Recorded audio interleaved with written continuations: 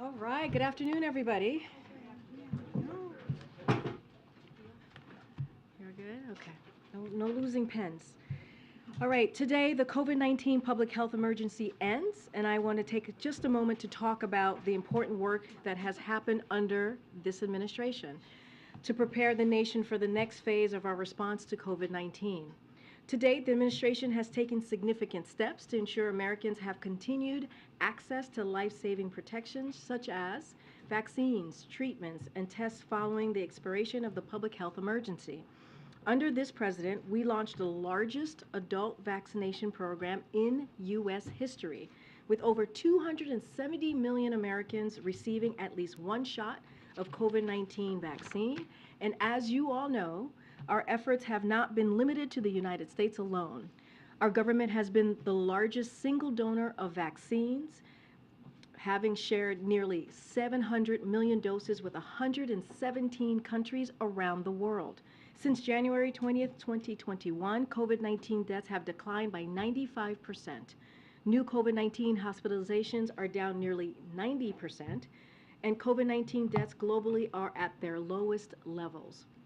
But I want to be clear, this administration takes the threat of future surges or pandemics very seriously, which is why access to vaccine tests and treatments will remain widely available after today, where we're protecting millions of people who are uninsured by providing them with the tools they need to stay protected from COVID-19. Projects like NextGen, run out of HHS, will invest at least $5 billion to accelerate the rapid development of next generation vaccine and treatments. We're working to tackle the effects of long COVID and ensure people who are experiencing it have the help that they need. We're working to stand up the Office of Pandemic Preparedness and Response here at the White House, and we're calling on Congress through the President's budget to invest in our nation's ability to prepare and respond to future threats. So the work won't stop today, but the nation is well prepared to manage the risk of COVID-19 going forward. And the continued availability of vaccinations, tests, and treatments and programs that provide equitable access to these tools has put the nation and the world in a strong position as the public health emergency for COVID-19 ends and we move into the next phase of our response. This morning, you all saw we continued progress on our efforts to bring inflation down. The official measure of inflation for producers of goods and services fell to 2.3%. That's the average rate of producer price inflation in 2018 and 2019, and the lowest level in more than 2 years. And it follows news we received yesterday showing that consumer inflation declined for 10 months in a row. That includes a second month of falling grocery prices. So while there is more work to do to lower costs for families, we are making important progress at a time when our job market remains historically strong. Unemployment is at its lowest level in more than 50 years. The share of working age Americans in the workforce is the highest in 15 years, and unemployment for African Americans is at the lowest that we've ever seen. Our historic recovery and falling inflation is thanks to, in part, because of the president's work and what he's done over the last 2 years, including lowering costs for prescription drugs, insulin, energy bills, and gas. With that, thank you for your time. I'd like to introduce, as we have promised, Secretary of Homeland Security, Alejandro Mayorkas, to provide you all with the update on our robust work underway as Title 42 lifts later today. Secretary, the podium is yours. Thank you very much, Karine, and good afternoon. Tonight at 11:59 p.m. Eastern Time, the pandemic-era Title 42 public health order will end. Starting at midnight, people who arrive at our southern border will be subject to our immigration enforcement authorities under Title 8 of the United States Code. Here is what that means. If anyone arrives at our southern border after midnight tonight, they will be presumed ineligible for asylum and subject to steeper consequences for unlawful entry, including a minimum 5-year ban on re-entry and potential criminal prosecution. The transition to Title 8 processing will be swift and immediate. We have surged 24,000 Border Patrol agents and officers, thousands of troops contractors, and over 1,000 asylum officers and judges to see this through. We are clear-eyed about the challenges we are likely to face in the days and weeks ahead, and we are ready to meet them. We expected to see large numbers of encounters initially. We are already seeing high numbers of encounters in certain sectors. This places an incredible strain on our personnel, our facilities, and our communities with whom we partner closely. We prepared for this moment for almost 2 years, and our plan will deliver results. It will take time for those results to be fully realized, and it is essential that we all take this into account. Our current situation is the outcome of Congress leaving a broken, outdated immigration system in place for over 2 decades, despite unanimous agreement that we desperately need legislative reform. It is also the result of Congress's decision not to provide us with the resources we need and that we requested.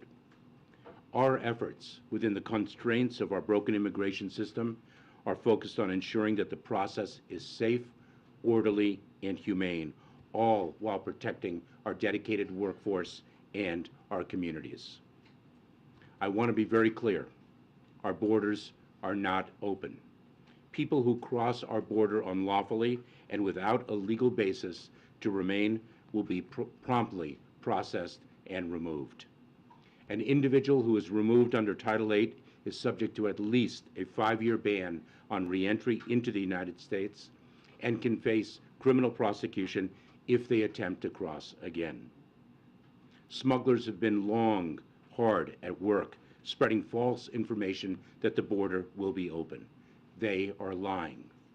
To people who are thinking of making the journey to our southern border, know this: smugglers care only about profits, not people. Do not risk your life and your life savings only to be removed from the United States if and when you arrive here. Our approach to build lawful, safe, and orderly pathways for people to come to the United States and to impose tougher consequences on those who choose not to use those pathways works. President Biden has led the largest expansion of lawful pathways in decades. People from Cuba, Haiti, Venezuela, and Nicaragua have arrived through lawfully available pathways, and we reduced border encounters from these groups by 90% between December of last year and March of this year.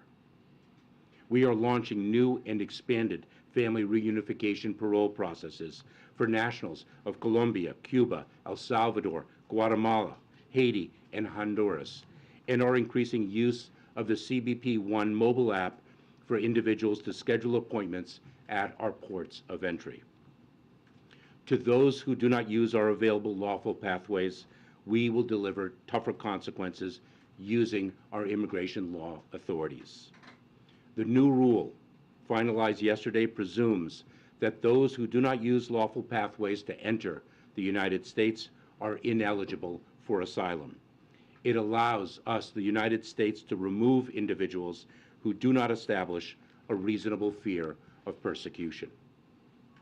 We announced that eligible families will be placed in expedited removal proceedings, and those that receive a final negative credible fear determination will generally be removed within 30 days of being placed in those proceedings. We began planning in 2021 for the end of Title 42. Just a few highlights. In addition to securing the first increase in Border Patrol agent hiring in more than a decade, we are in the process of surging personnel to the border, including over 1,400 DHS personnel, 1,000 processing coordinators, and an additional 1,500 Department of Defense personnel. We are delivering tougher consequences for unlawful entry. During the first half of this fiscal year, we returned, removed, and expelled more than 665,000 people. We are conducting dozens of removal flights each week, and we continue to increase them. Just yesterday, we worked with the Mexican government to expel nearly 1,000 Venezuelans who did not take advantage of our available lawful pathways to enter the United States. We are bolstering the capacity of local governments and NGOs. Last week, we announced the distribution of an additional $332 million to support communities along the southern border and in the interior of our country. And we are going after the smugglers, leading an unprecedented law enforcement disruption campaign that has led to the arrest of more than 10,000 smugglers who mislead and profit from vulnerable migrants. The United States is also working closely with regional partners to impose stiffer consequences at our border, expand lawful pathways for orderly migration, and coordinate enforcement efforts. This includes Mexico announcing for the first time ever that they will accept the returns under Title VIII authorities of nationals of Cuba, Haiti, Nicaragua, and Venezuela, so that we can continue the parole processes that have been so successful in reducing migration from those countries. It includes working with Colombia and Panama to launch a historic anti-smuggling campaign in the Darien to target criminal networks that prey on migrants. And it includes dramatically scaling up the number of removal flights we can operate to countries throughout the hemisphere, including Colombia, Peru, and Ecuador. We are a nation of immigrants and a nation of laws. We are doing everything possible to enforce those laws in a safe, orderly, and humane way. We are working with countries throughout the region, addressing a regional challenge with regional solutions. We yet again, call on Congress to pass desperately needed immigration reform and deliver the resources, clear authorities, and modernized processes that we need.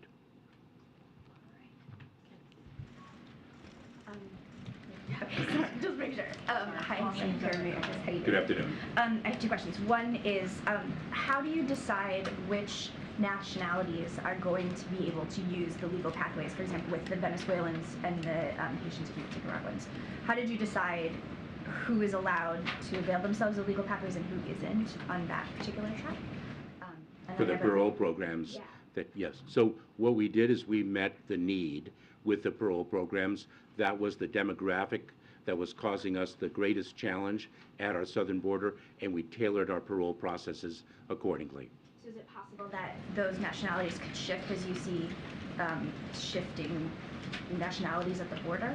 So we have shifted our programs according to the needs that we need to meet. So you'll recall perhaps that in November we developed the parole process for Venezuelans. That was then the most significant challenge. We pivoted in January to not only expand the program for Venezuelans, but also expand it for Cubans, Haitians, and Nicaraguans. So we will meet the moment. And then on overcrowding, if the Border Patrol facilities are overcrowded and some migrants have to be released, does that send the very message you're trying to avoid, which is that people will be released into the interior? So I have to say two things in response. Number one, we cannot overstate the extraordinary talent and heroism of the United States Border Patrol and the personnel of the Department of Homeland Security that are managing through an extraordinary challenge and doing so successfully, number one. Number two, it is very important to understand that the great majority of people will be removed if they do not qualify for relief under the laws of the United States. Thank you very much, Secretary Mayorkas. You talked about all the personnel that you're surging to the border. You didn't mention FEMA personnel, and the mayors and county judges in border towns that we've spoken to say that what they really need is not just FEMA dollars, but FEMA personnel themselves to house and feed these migrants as your department releases them. Why not send FEMA personnel to the border the way you would in any other emergency? Well, the deployment of FEMA personnel is specific to a particular type of emergency, an emergent event. This is an ongoing challenge that, quite frankly, has vexed this country for decades because this country has been unable, Congress has been unable to pass immigration reform that everyone agrees and understands is desperately needed. We are working with an immigration system that was last reformed in the 1990s. Migration has changed dramatically since then, and we need our laws updated. So are you saying that basically your hands are tied and you can't send FEMA personnel even if you wanted to? No, I'm not saying that at all. And as a matter of fact, our FEMA personnel are coordinating with local communities and cities across the country to provide them with the information they need. And FEMA is going to be playing a pivotal role in our shelter and services program that is poised to distribute $363 million to cities and communities in need of funding. I'm wondering about your communications with foreign countries. Have you had conversations in the last couple days or so with any foreign government officials ahead of this lifting? So I should take a step back and say, when I speak of the fact that it is a regional challenge for which regional solutions are needed, let me put a finer point on that. There are approximately 20 million displaced people throughout our hemisphere. The challenge that we are encountering at our southern border is by no means unique to the southern border of the United States.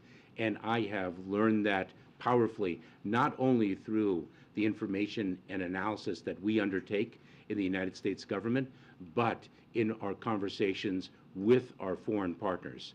Just this week, I spoke with the Foreign Secretary of Panama. Last week, I spoke with the President of Guatemala. 3 weeks ago, I was in Panama to speak with the Panamanian Foreign Minister and the Colombian Foreign Minister. We are engaged, and of course, Secretary Blinken is leading the diplomatic engagements. Diplomacy is a key pillar of our effort. The question is, I want to focus in on Black migrants from Africa and the Caribbean nations. Nana Jumfrey, who has met with President Biden on this issue and other civil rights leaders, said that the lifting of Title 42 suppresses Black asylum seekers who are required to ask for asylum in countries they transit through. Many of those countries are too dangerous for Black migrants to request asylum. And she gives the example of the African Americans who traveled to Mexico. Some were killed. They were thought to be Haitian migrants.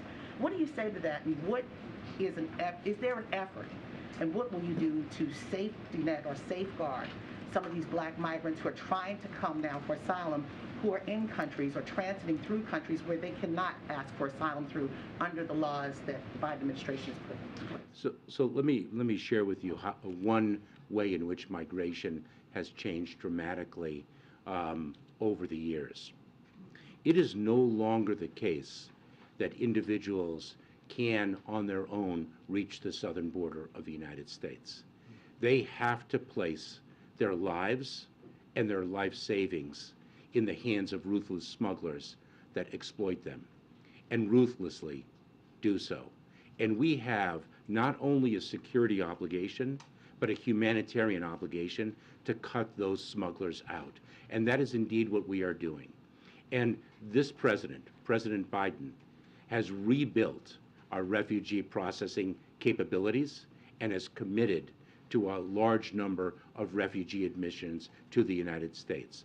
Our President Biden, has expanded lawful pathways for migrants like no other president past. And what we are doing is we are extending an outstretched arm of humanitarian relief to reach people where they are, so they do not have to place their lives in the hands of those smuggling organizations. But the southern border is not just Mexicans, it is Haitians, it's Africans, as we've seen, particularly with that issue with the Haitians being whipped with the reins or the horses. But what is there? Well, let me just correct you right there, because actually the investigation concluded that the whipping did not occur. I'm sorry, I saw it differently. They were whipped with something from the horse, reins from a horse. Maybe the video or the picture was fixed, but what I saw was totally different. I'm sorry. Yeah, I'm going to leave you as corrected. What happens? Again, the Mexican border is not just Mexicans, it's Africans and Haitians. What is there in place? as you hear from people who are advocates for immigrants like Nana Jumphrey, to help those who are trying to seek asylum from places like Haiti that has gangs. They can't even have an election because the atrocities there are just so great. So a few responses. Number one, we have set up the CBP One app to enable people to make appointments and arrive at ports of entry safely if they qualify for exceptions under the Public Health Authority of Title 42, which of course is set to expire at 11:59 p.m. We have admitted approximately 740 people through that CBP One app per day. The majority of the individuals admitted have been Haitian. We are expanding that CBP One app to reach as many as 1,000 people a day. And we are setting up regional processing centers throughout the region, working very closely with countries to the south, working with Colombia and others, and we expect to set up as many as 100 or more of those processing centers that will be open to people of all nationalities to obtain humanitarian relief. Mr. Secretary, thanks for being here. The President said this week that the situation on the southern border is going to be chaotic for a while. Given the fact that you've had nearly 2 years to prepare for this moment, how can chaos be the expectation? Well, I have said for months and months that the challenge at the border is and is going to be very difficult. And we have spoken repeatedly about the fact that that difficulty may actually only increase at this time of transition. It is going to take a period of time for our approach to actually gain traction and show results. And I've been very clear about that. The fundamental reason why we have a challenge at our border, and we've had this challenge many a time before, is because we are working within the constraints of a fundamentally broken immigration system, and we also are operating on resources that are far less than those that we need and that we've requested. Some of the measures that you have been talking about to put in place to mitigate this surge, some of those aren't even in place yet. It wasn't until 2 weeks ago that you announced these plans to open these regional processing centers. As far as I'm aware, they're not open yet. Of the 1,500 troops that the President deployed, only 550 are actually on the ground.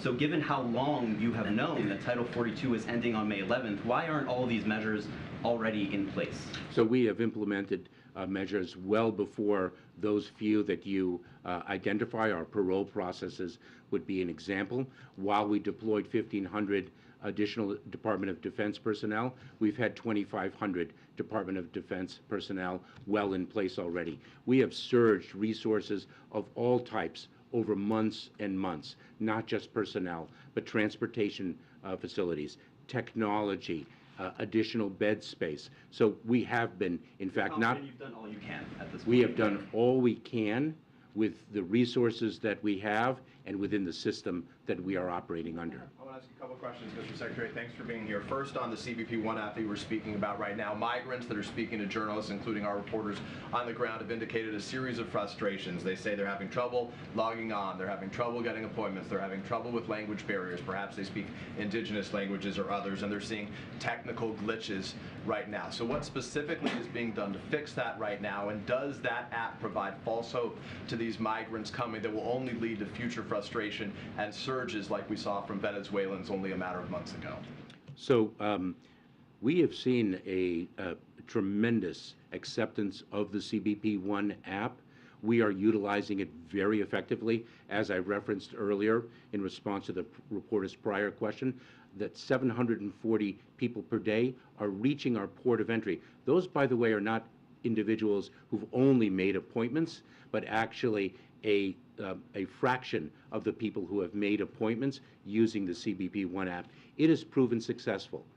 We have identified glitches, and we've done so not unilaterally, exclusively, but also by speaking with individuals who have used the app, by speaking with migrants here in the United States who have reached the United States, as well as actually going into Mexico and meeting with migrants to understand the challenges, if I may. So we have addressed the challenges of which we are aware. The greatest challenge with respect to the CBP One app is not a technological challenge, but rather the fact that we have many more migrants than we have the capacity to make appointments for. The greatest level of frustration is actually being able to make the appointment, not the utility of the CBP One app itself. That is, again, another example of a broken immigration system. If I can follow up on a foreign policy question, though, very broadly, just quickly. The U.S. has sanctions right now on a series of foreign nations, on Cuba, on Venezuela, on Nicaragua. So does the Biden administration's foreign policy make this situation worse? So I'm going to leave that to our foreign policy specialist, but I will say this. The predicate of those principles are separate and apart from the immigration challenge that we're confronting. Terry, and we're going to try and get around. Terry, go ahead, and then I'm going to go back. Given the time you say this is going to take, and based on what you're seeing now at the southern border and beyond in Mexico, I wonder if you could offer some details, paint a picture. What should Americans in those border communities and beyond expect in the coming days and weeks? What's this going to look like for them? We could see very crowded, as we are now, we could see very crowded Border Patrol facilities. I cannot overstate the strain on our personnel and our facilities. But we know how to manage through such strain, as difficult as it will be. I have tremendous confidence and pride in our personnel. Let me share with you an example of how we managed through a very difficult situation. In El Paso, Texas, we saw individuals on the street.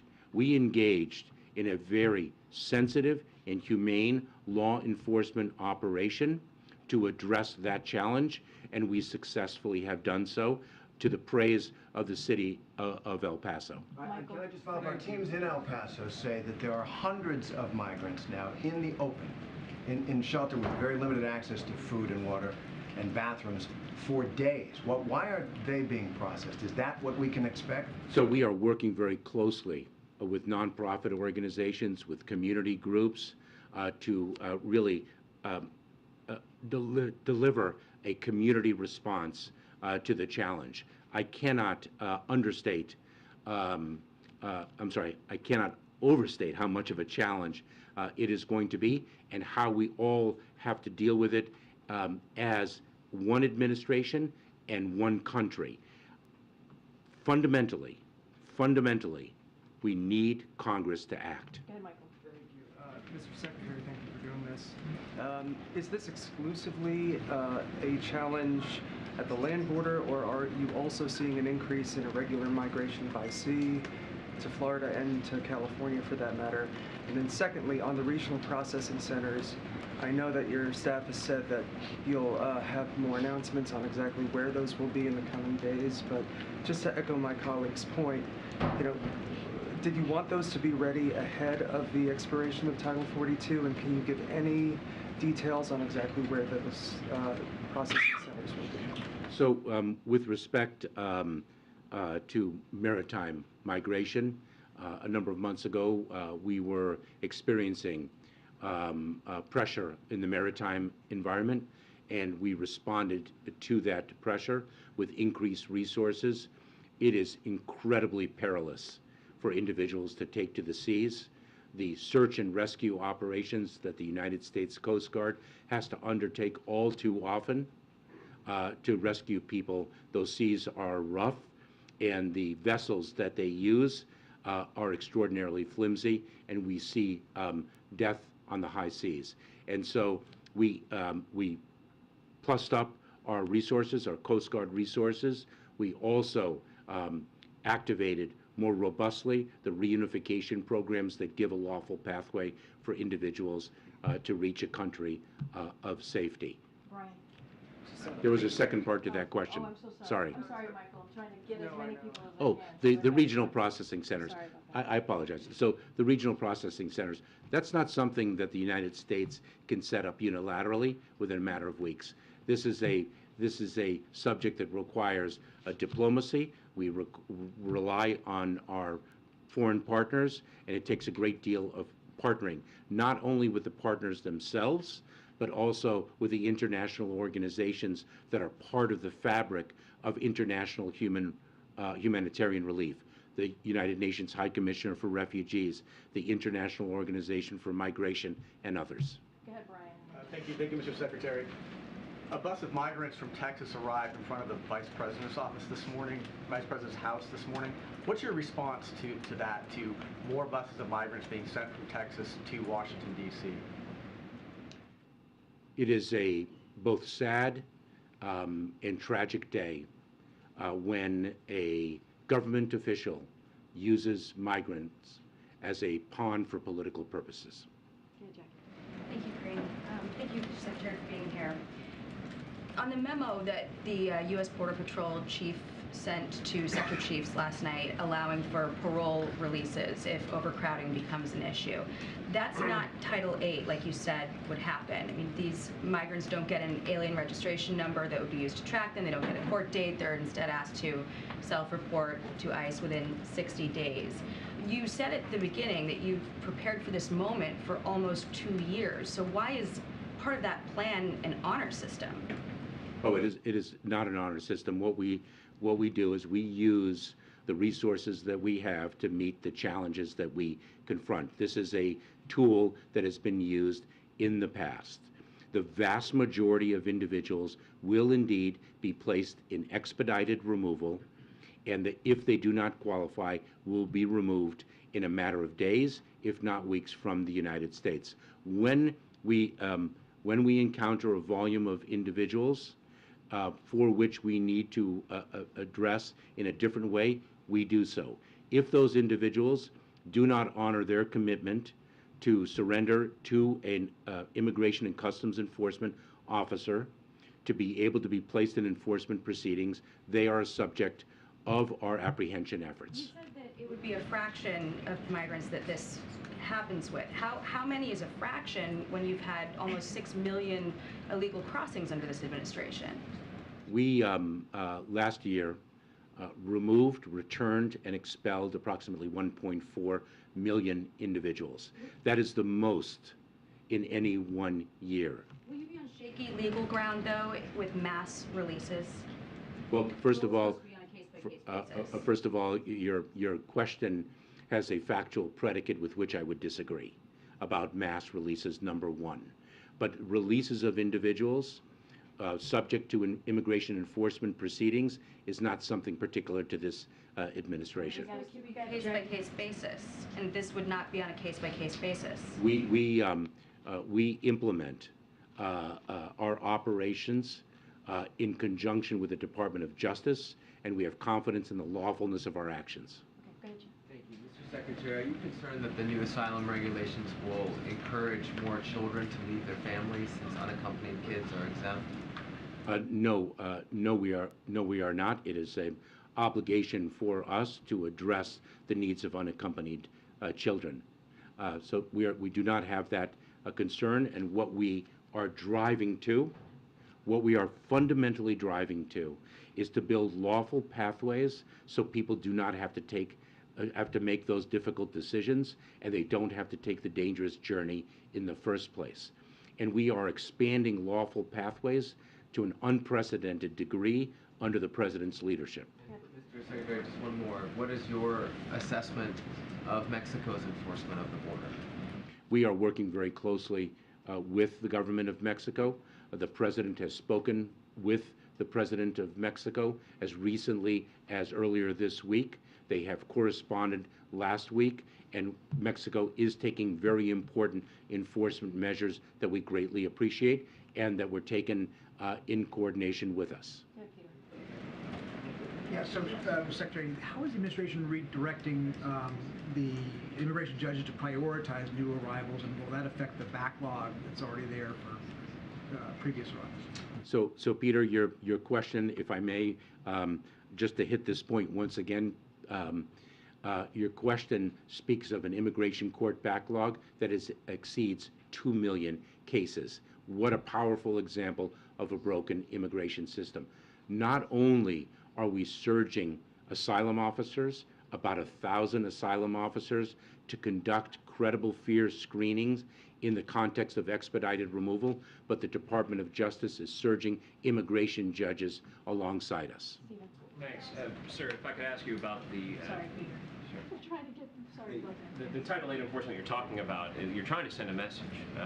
The critics of the administration would argue that this is a message that you could and probably should have sent earlier on in the administration. Can you walk us into the deliberation? How did you arrive at the idea that there should be a presumption of ineligibility, and why was that policy not announced earlier? So, in response to your precise question, we sought to end Title 42, the Public Health Authority, earlier. We sought to roll out our immigration enforcement authorities under Title 8 of the United States Code earlier. We were enjoined from doing so by a court.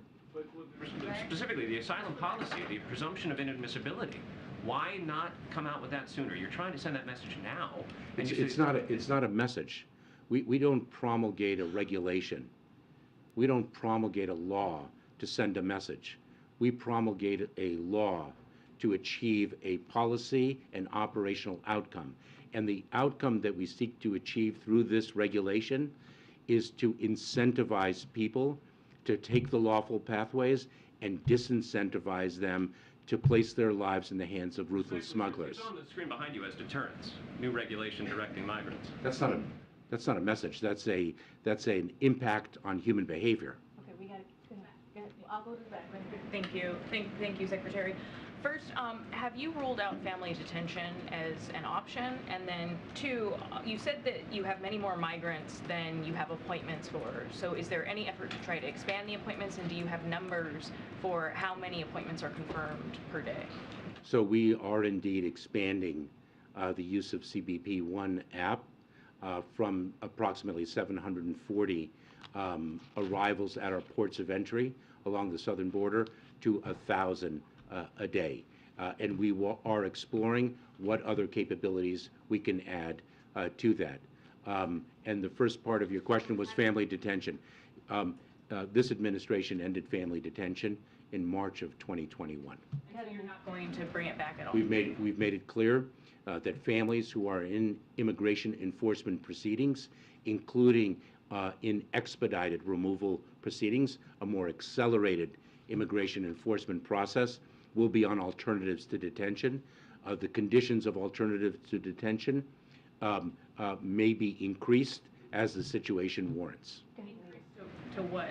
So, for example, we could place heads of household under curfews so that we are better able to monitor their activities and I should say their compliance with our restrictions and obligations to appear in court. Go ahead. Go ahead. Secretary, or Can you orient me? Sorry. Mr. Secretary, can you describe how you will be treating any differently migrants at the border that come from countries where we don't have close working relationship? For example, we've seen reporting of migrants coming as far from China, Russia, Syria. And then my second question, I'm going to try to ask Peter's question in a different way, with some Democrats urging that President Biden end sanctions on Cuba and Venezuela. Do you support that? So you speak of different demographics arriving at our southern border. This speaks to the fact that the challenge of migration is not exclusive to the southern border and is, in fact, not exclusive to the Western Hemisphere. We are seeing a global displacement of people that is the greatest since at least World War II. The challenge of encountering individuals from countries that are to which it's not easy to remove people has been a long-standing challenge that our immigration laws have run into. So what do you do with those people actually now, like people who are coming from Russia and China and so on? What do you do with them? So we place them in immigration enforcement proceedings, and if they make a claim for relief, we adjudicate those claims. And if, in fact, those claims are granted, then they have, under our laws, a basis on which to stay in the United States. If they do not, then we work with foreign governments to address the enforcement actions that we think are appropriate. Way in the back. For ending sanctions, sir? That is a little bit outside the remit of today's discussion. Way in the back in the kitchen. Secretary, thank you. So you're talking about Congress needing to act on this. Any reaction to the immigration package that House Republicans are looking to vote on today? And second question on the processing centers, was it a mistake to not have them ready to prevent a surge? Can you repeat the second part of that question? And I would say the President Biden, presented Congress with a legislative package on day one of this administration, now about 28 months ago. And we are hopeful that sensible and needed legislative reform will be passed by Congress, and we do not concur with the bill that was presented today. On the processing center specifically, though, was it a mistake to not have them ready in time to prevent a surge? As I have said, the development of those processing centers is a complex undertaking that requires the work of our foreign partners, international organizations, and the like, and we've moved very swiftly. Thank you, Karine. Thank you, Secretary. Republicans repeatedly seek to paint the administration as being unable to secure the border. I wanted to ask, do you see this as a test? Does the administration see this as a test, or possibly an opportunity to show the American people that the administration does have the ability to manage the border under difficult circumstances? We view this as a challenge that we will meet. May I also ask, in regards to the overcrowding and some of these difficult conditions, how long are we talking that this chaoticness will be? Are we talking weeks, months, years before things take traction and you get more of a handle on it? We are working as hard as we can to make sure that that time it takes is as little as possible. Let me say an additional thing in response to your first question. This is a challenge, and we're going to meet this challenge. We're going to meet it within a broken immigration system while adhering to our values. Mr. Secretary, last year there were some estimates from DHS officials putting the highest level of migrants coming across the border each day at about 18,000 if Title 42 is revoked. Is that still the estimate, or do you have a clearer number of what you're anticipating? So let me clarify the number that to which you refer. Those weren't predictions. It is our responsibility in the Department of Homeland Security and across the administration to plan for different scenarios. That's what we do. And so what we developed was, in fact, different scenarios to which we plan. And so we have done so, and we continue to do so. And then, you've talked about this being a challenging transition period, but how long do you expect a potential surge to last? Are we talking weeks, months, longer? We have confidence in the approach that we are taking, which is to really present lawful pathways for individuals to take advantage of and to disincentivize individuals from really placing their lives in the hands of smugglers. And let me share with you that the parole processes that we announced and implemented on January 5th for Cubans, Haitians, Nicaraguans, and Venezuelans are a proof point of the success of our approach. We saw a tremendous demand to access those lawful pathways, and we saw over a 90% drop in the number of encounters of individuals from those 4 countries at our southern border, and we saw that very, very quickly. Okay, a couple more. Go ahead, Phil. Republicans have challenged you on this point on Capitol Hill, and I wanted to give you an opportunity to respond. They point to Border Patrol's own numbers, which show that going back to October of last year, there were more than 1 million apprehensions, but then there were also more than 530,000 gotaways. That's roughly the size of the population of the city of Baltimore. How can you say that the border is not open?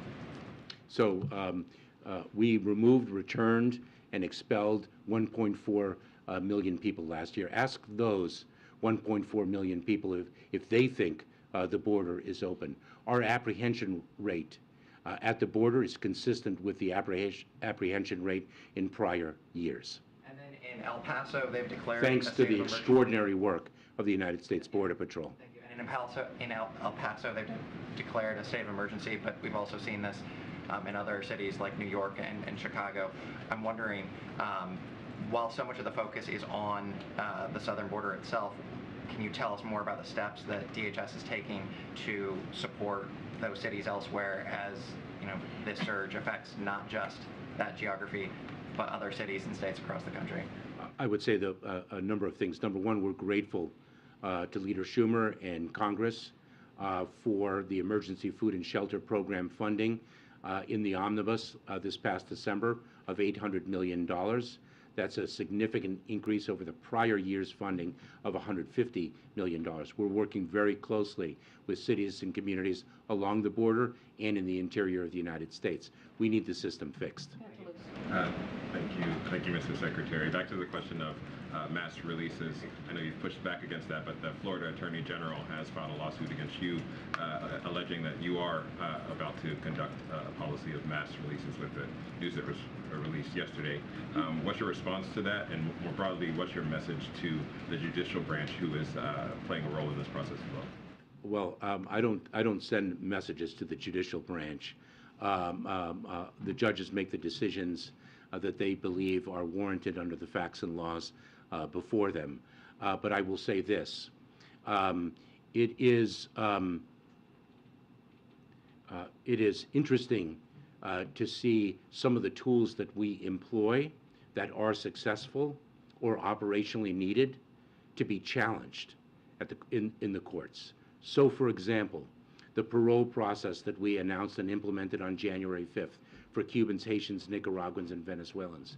Immediately, that demonstrated a reduction in the number of those individuals arriving at our southern border of over 95%, and yet it's been challenged in a court.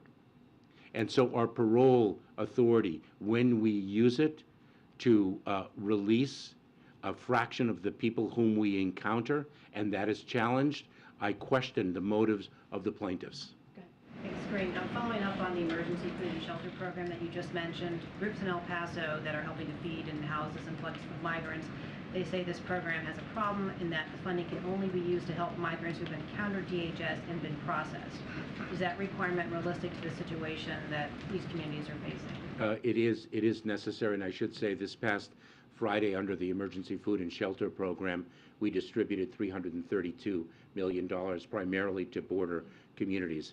We now have, under the new structure that the omnibus that Congress equipped us with, we now have the Shelter and Services Program that we in the Department of Homeland Security will control. That will prove, I think, more nimble. And we, I think, have 363... Can only be used for migrants who've been processed. So what about those who have not been processed? Is there no way to help with addressing the humanitarian need there? So just to finish my thought, I think we have about $363 million to distribute through the Shelter and Services Program, and I believe that non-governmental organizations in the cities address the needs of individuals who have not been processed. Thank you so much, Karine. If you could raise your hand so I can orient visually. Oh, yeah, thank you. Karine, Mr. Secretary. So they were saying here that Republicans have changed the administration on the border, but at the same time, some Democrats are saying that President Biden broke his promise of having a more humane immigration system, and that he's finishing Trump's job.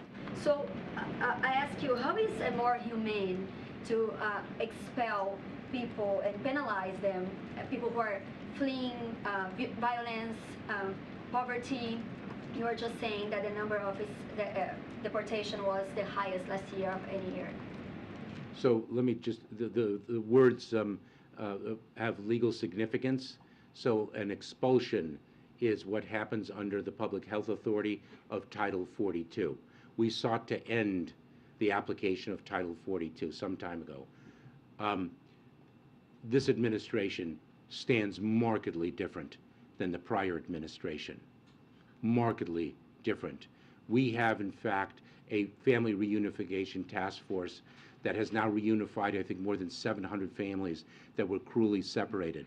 We have by the prior administration. We have rescinded the public charge rule that punishes individuals who've migrated to the United States just for accessing public resources to which they are entitled.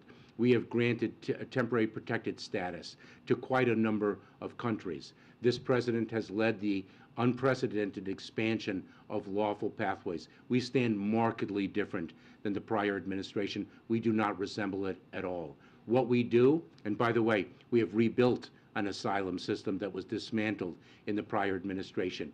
We have resumed refugee processing all around the world, and these regional processing centers are going to accelerate the, pardon me, the refugee process in an unprecedented way.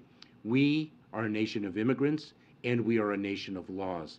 And those laws provide that if one qualifies for humanitarian relief, then one has established a basis to remain in the United States. And if one has not, then one is to be removed. And that is exactly what is going to happen. All right, Ed, You gotta go. So you talked about cost. What's the rough cost to American taxpayers since the roughly 4 million people have come into this country illegally since January of 2021, as those people show up at community hospitals, as they enter the school system, as they get other government help? Do you have a taxpayer cost? Let me turn that question around a little bit, because I'm going to turn it around to match the question that an international partner asked of me. And the question that the international partner asked of me is, what is the economic cost of your broken immigration system? Since there are businesses around this country that are desperate for workers, there are desperate workers looking for jobs, desperate workers in foreign countries that are looking for jobs in the United States where they can earn money lawfully and send much needed remittances back home. What is the cost of a broken immigration system? That is the question that I am asked, and that is the question that I pose to Congress, because it is extraordinary. But do you have a cost that the taxpayers are paying now? I believe I have addressed your question. Final two. I wanted to ask one more on the regional processing centers. I know you said it takes a ton of coordination, but can you give any more detail as to what's standing in between these actually being stood up? Is it a personnel thing? Is it a matter of nailing down location, working out agreements with international partners? Just a little bit more on that. Yes. Yes. Okay. Yes, there are a lot of moving pieces. Thank you. Thank you, Karine. So I just wanted to ask about messaging, because for years the administration has said that the border is closed and migrant crossings continue to notch records. And you just said that your message to migrants who are traveling unlawfully is, do not spend your life savings coming here only to be apprehended if and when you arrive here. But I'm wondering what you think it will take for that message to land. The question's a very important one, because it speaks of two things. One is, of course, the efforts we make, but the second is a phenomenon that we are confronting, and that is the smuggling organizations that spread disinformation to vulnerable migrants. They lie to migrants, and as a matter of fact, when I was in Panama, speaking to my counterpart, the Foreign Secretary in Panama, and the Minister of Security, they were speaking of the fact that smugglers in that region of the world, before the migrants enter the Darien, an incredibly treacherous terrain, they are deceived into thinking that they are going to be on a 2-day tour. And so the smuggling organizations prey on the vulnerability of migrants and exploit that vulnerability solely for profit. We are communicating to migrants in country to communicate the truth, the dangers of the journey, the exploitation of the smugglers. And just yesterday we announced an extraordinary digital campaign to amplify that messaging, which is so vital. Final question right there. I was wondering if you could put some specifics on this plan. Let's say Border Patrol catches 10,000 migrants tomorrow. Of those, how many are going to be detained, how many will be caught and released, and how many will be removed and returned within 72 hours? So let me share with you that we have already encountered 10,000 individuals in a single day. So we already have proven that we can manage through that. We have surged resources, not just the Department of Homeland Security, but the Department of Justice, in bringing immigration judges to work alongside asylum officers to address the expedited removal process. We have surged the resources that we have, given the resources that we have been given by Congress, which is less than what we need and less than what we requested, to meet the challenge to the best of our abilities. Thank you, sir. Appreciate it. Thank you very much, Karine. Thank you all. Thank you. Appreciate it. Thank you. Mr. Secretary, what's your call to crisis? Are you going to the border anytime soon? So, guys, we are way over time. So even our amazing cleaning crew has come in a couple times. So I can take a couple of questions, but we really have to wrap up. We've been going for almost, I think, about an hour, if not close. Okay. Yeah. It has to be somebody I haven't called on yet. Wait, the way in the back, right there. Thank you so much. New Hampshire's Michael Delaney was not among the stalled nominees the Judiciary Committee voted on today with Senator Dianne Feinstein back in Washington. Does President Biden still support him among apparent concerns from some Democrats? And what is the White House doing to get him over the finish line? So look, we take our nominees very seriously. The president clearly puts forth nominees that he believes are ready and equipped for the job. And so, of course, we're always going to be make sure that we do everything that we can, having conversations with the senators and their staff to try to move our nominees through. So we are committed for certain. You had another question in there.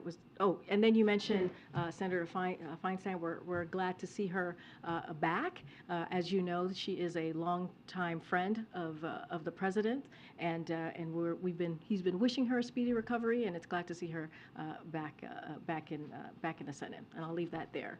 I'm trying to figure out who. Go ahead.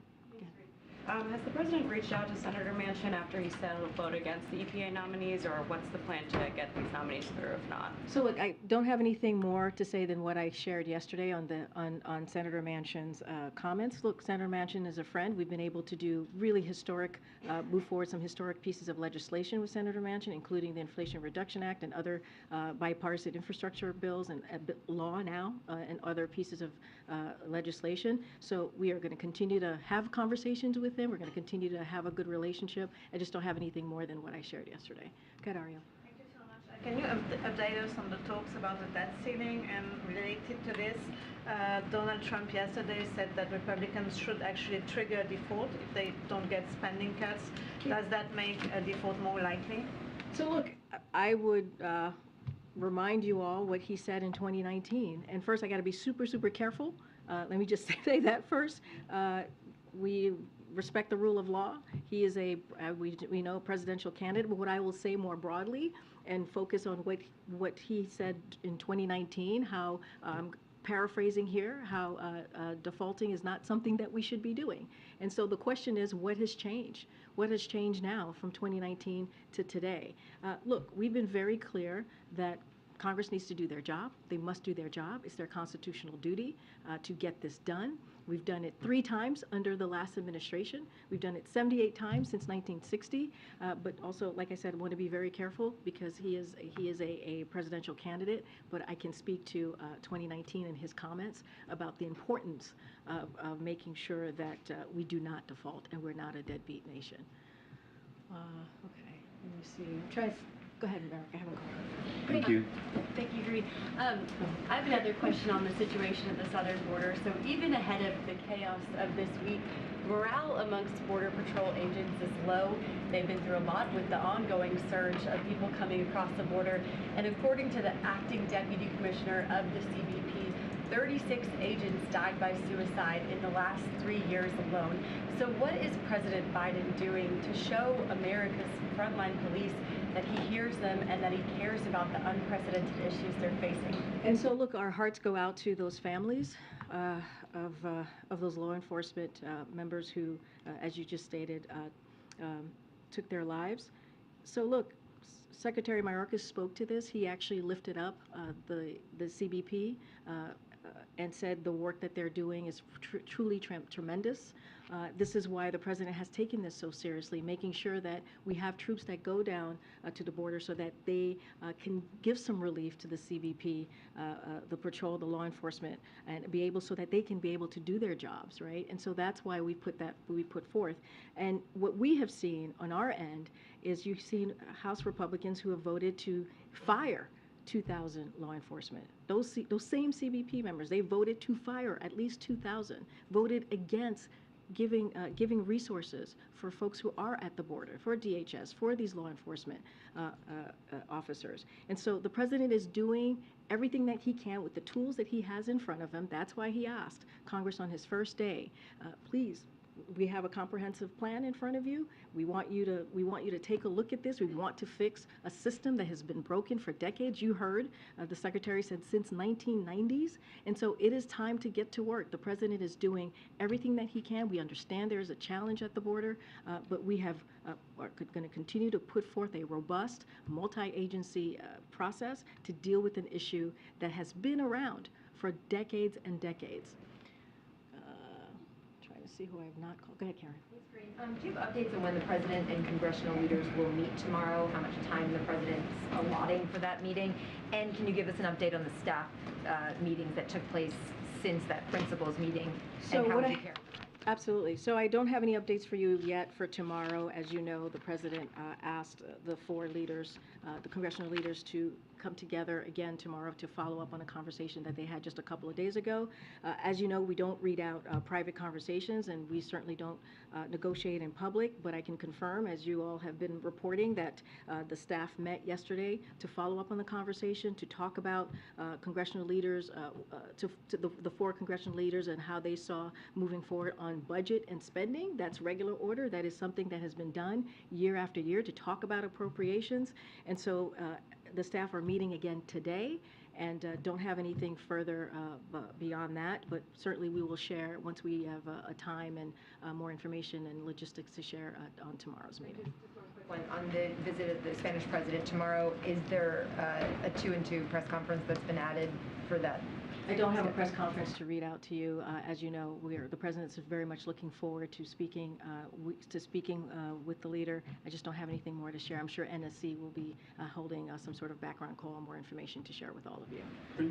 Okay, I'm going to take one more. Go ahead, Courtney. I'm just trying to call, guys. I'm trying to call on people that I have not called on today. So go ahead, Courtney. You started at the top talking about the end of the COVID emergency. Have you, at this point, or has the president put in place a plan for the White House pandemic team? I know you don't have a pandemic preparedness office up yet. Dr. Jha hasn't said if he's leaving, but I know his team is unwinding. Dr. Walensky's leaving. Can you talk a little bit about the leadership that's going to be in charge of COVID moving forward, especially if the tools that we have that you've been discussing don't work at a certain point or don't work as well? So I don't have anything to share. I know you just asked me about the COVID team. We did, as I mentioned at the top, we do have an Office of Pandemic Preparedness, as I've mentioned multiple times. It was in the omnibus budget package for fiscal year 2023. So Congress called on us to establish this office. So we're working through that, and once we have more information, we will share that with all of you. I will be back tomorrow, everybody, and then we'll take more information.